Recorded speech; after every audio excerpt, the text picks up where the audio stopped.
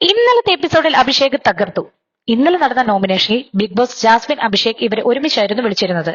ഇവരിൽ ഒരാളെ പരസ്പരം ഡിസ്കസ് ചെയ്ത് നോമിനേറ്റ് ചെയ്യാനായിരുന്നു ബിഗ് ബോസ് ആവശ്യപ്പെട്ടത്. ജാസ്മിനെ സത്യത്തെ സേവ് ചെയ്യാൻ വേണ്ടിയാണോ ജാസ്മിന്റെ കൂടെ അഭിഷേകിനെ ഇട്ടത് എന്നിവർ തോന്നിപ്പോയി.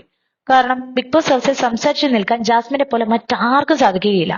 ക്ലാരിറ്റി ഇല്ലായ്മയാണ് ഞങ്ങളുടെ ക്ലാരിറ്റി എന്ന് പറഞ്ഞ് നോറയുടെ വരെ വായടപ്പിച്ച ആളാണ് ജാസ്മിൻ.